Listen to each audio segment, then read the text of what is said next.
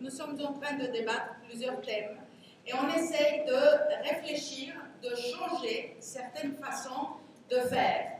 Alors voilà une façon de faire qui est la mienne. Moi je suis venue ici, fonctionnaire de l'UNESCO, à présenter une présentation en la faisant en PowerPoint qui est derrière. Et bien j'ai décidé, pour vous donner un exemple, de casser ça. Parce qu'il faut qu'on essaye de nous remettre à plat, de nous remettre à un niveau tel qui nous oblige à changer des attitudes.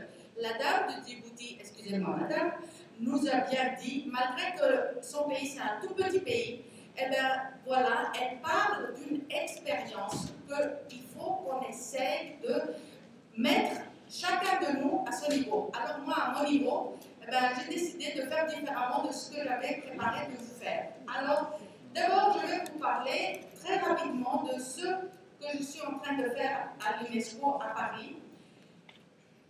On a vu ces dernières années, depuis Jean-Thiel, depuis Dakar, que l'éducation ne fonctionne pas.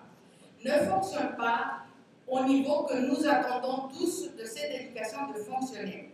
Alors, nous avons essayé de voir tous les facteurs, d'analyser, d'évaluer, de faire tout ça. Et encore, nous voyons que les enfants sont en dehors de l'école. Ou quand les enfants sont à l'école, ils n'apprennent pas. Et ici, nous sommes en train de discuter cet apprentissage.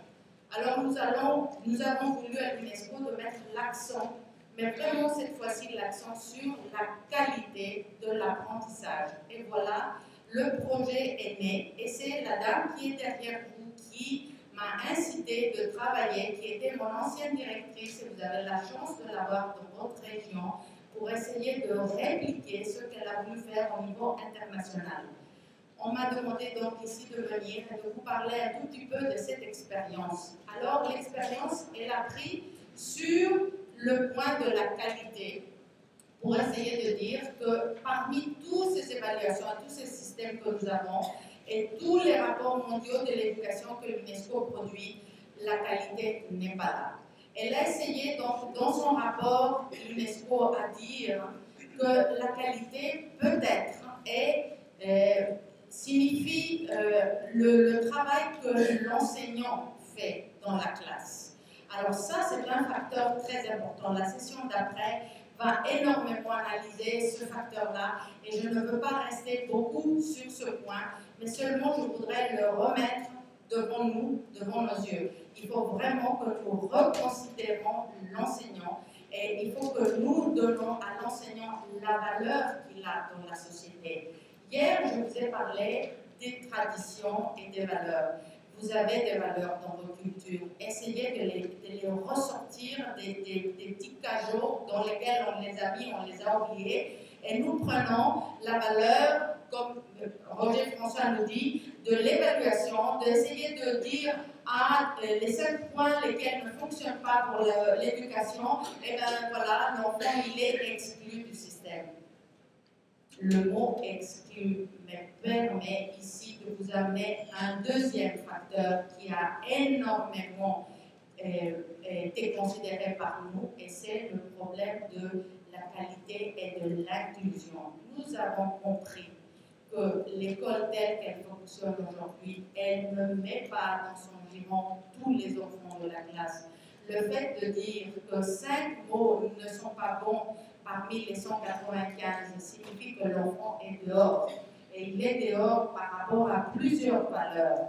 Il n'est pas dehors seulement par rapport aux valeurs du cerveau, mais il est dehors aussi par rapport à sa culture, par rapport au milieu défavorisé où il vient, par rapport au fait qu'il habite dans le village et qu'il doit voyager plusieurs kilomètres pour aller à son école, etc., etc. Donc, il y en a plein de facteurs qui ont été considérés par nous et nous avons parlé de l'inclusion, c'est-à-dire l'école doit être ouverte pour accueillir tous ces enfants-là.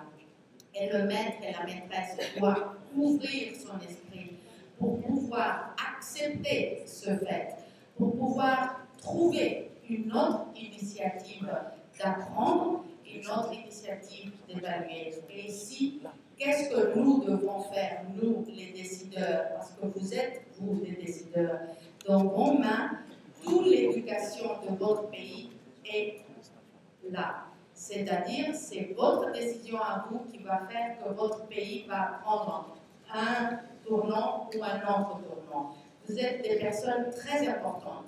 Alors, cette importance que vous avez, vous devrez la prendre au fond de vous pour donner à vos enfants ce qu'ils doivent prendre eux-mêmes. Parce qu'un jour, ils vont venir à votre place, et ainsi de suite. Alors, ceci veut dire que l'importance que vous avez, vous, en tant que personnel de l'éducation, il faut essayer de la décentraliser, de donner cette même importance que vous avez, vous, à votre niveau national, au niveau moyen et au niveau de base.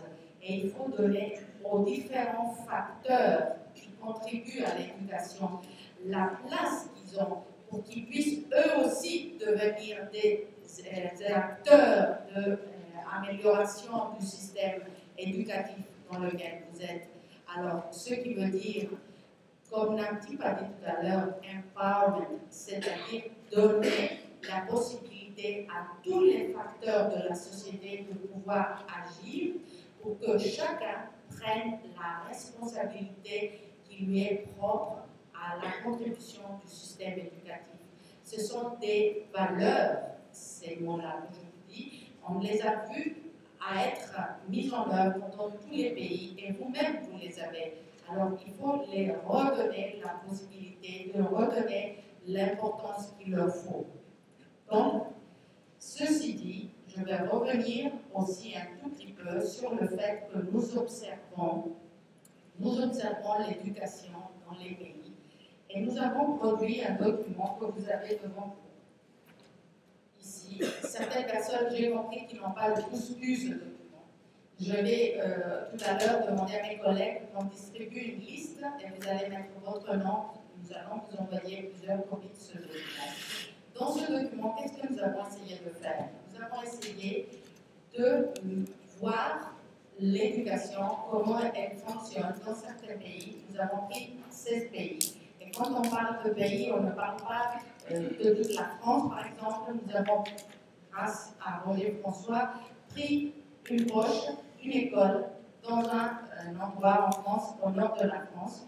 Et nous avons essayé d'observer quels ont été les facteurs qui ont contribué pour que ces enfants aillent mieux à l'école. Et ainsi, nous avons fait pour tous les autres pays. Dans ces 16 pays, vous allez voir que l'Afrique a été favorisée. Nous avons voulu donner plus d'accent à l'Afrique qu'aux autres régions du monde. Et ça, c'est fait exprès parce que vous êtes une priorité.